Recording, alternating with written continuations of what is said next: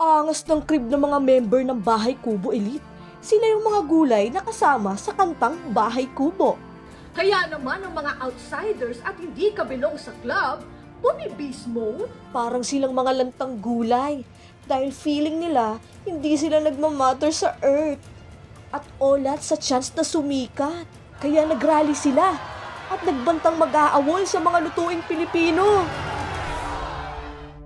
Hello mga ka-strangers! Taas kamay ng mga nakakaramdam na ng onting inggit.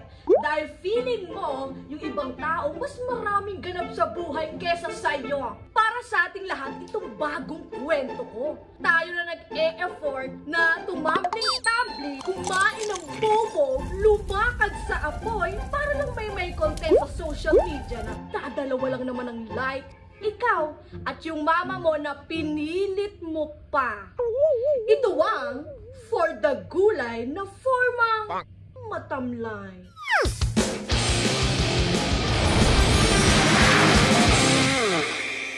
Ito ang Bahay Kubo Elite Club. Dito humahangout ang mga big time na gulay. Sila yung mga gulay na kasama sa kantang Bahay Kubo. Labanos! Congrats! Sobrang lakas ng skin whitening business mo. Lahat na lang gustong pumuti tulad mo. Thank you. Pero ikaw talong sa itong partner mo si Mane, ang bongga. Yung Wet n Wild bikini series nyo sa Netflix. Number 2 sa trending videos. Many thank you. Let's drink to that. Cheers! Angas ng crib ng mga member ng Bahay Kubo Elite. Naka-greenhouse kahit munti. Ang facilities dito, sari-sari at astig. Dito, mineral water ang patubig. Stress-free ang mga sikat at yamaning mga gulay. Dahil ang mga peste, tagtuyot o baha, hindi nila feel sa loob ng sosyal na bahay. Alaga ang mga kutis nila at ang truck na service, aircon. Escorted sila hanggang sa supermarket VIP section. Maganda ang balot, ingat na hindi mahulog, chumichill sa loob ng refrigerator at hindi basta-basta nakukurot. Napakagandang PR work ang ginawa ng composer para sa aming lahat dito sa Bahay Kubo Elite Club. Tama! Biruin mo, hindi lang sa pagkain kami naaalala. Ginagamit din ang mga pangalan namin sa araw-araw na usapan. Yung grabing rambulan, Gera Patani. Yung madaling masaktan, Balat Sibuyas. Sa kayong hindi makapagpigil sa pakikisawsaw, Patola! Kaya naman ang mga outsiders at hindi kabilong sa club, bumibis mode. Ganun ba? E di dapat ako ang mas may karapatang masama sa kantang yan. Dahil ako, si Ampalaya, bukang bibig ako ng mga asar-talong Pilipino. Hindi kaya hindi ka sinama sa kanta dahil bitter ka palagi? Tsaka kulubot na? Kada Biyernes, ako si Munggo, ang ulam ng marami. Pero bakit wala ako sa kantang yan? Itong pinsan kong si Togi, wala rin. Ako nga, kahit hindi ko sabihin kung sino ako, alam nyo kung sino ako. Pero, dined mo rin ako.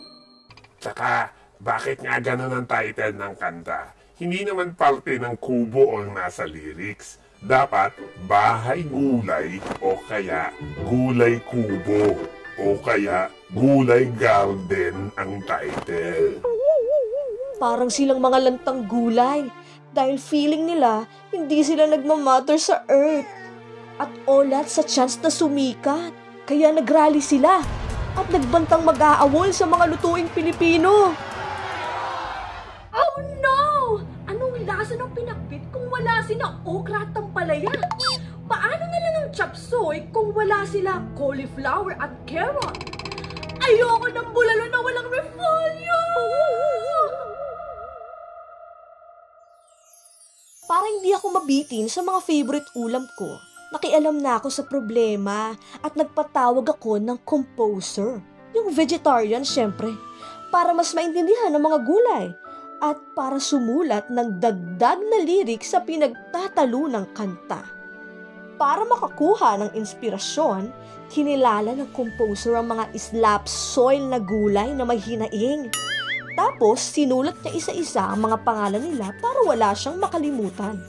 At nang mabuo niya ang bagong bahay kubo, ako na ang nagbidabidang kumanta nito. Let's go! Bahay Kubo 2.0.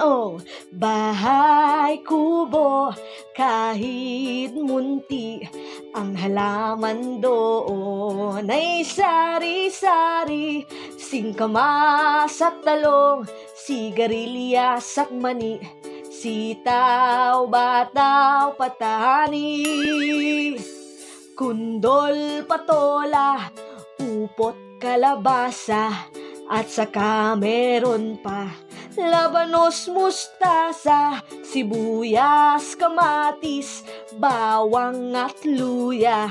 Sa paligid-ligid ay puno ng linga.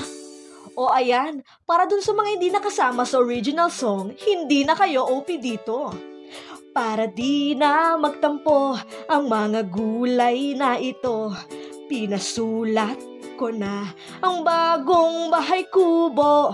Okra, repolyo, karot at pipino, alugbati, kangkong at munggo, patatas, lechugas, sayote at toge, kabute at kinchay, malunggay at pechay, broccoli, asparagus, capsicum at sili, at saka cauliflower, wansoy at gabi, spinach at mais, mint at kulantro, at simbitor ng ex mo, ang palaya na love ko. Ganon. Itigil lang kasi yan! Itigil lang kasi yan! Ano ito, saging? Bakit kayo nang gugulo nila mansanas dito?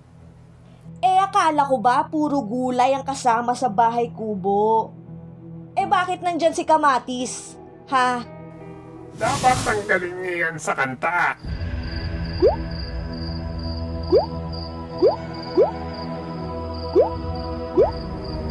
Dahil hindi naman siya gulay.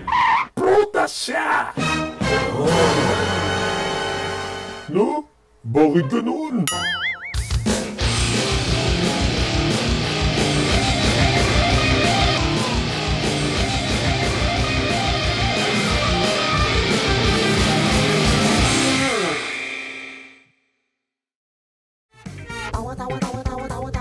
Anytime, anyone, anyhow. Halika manood at sumigaw.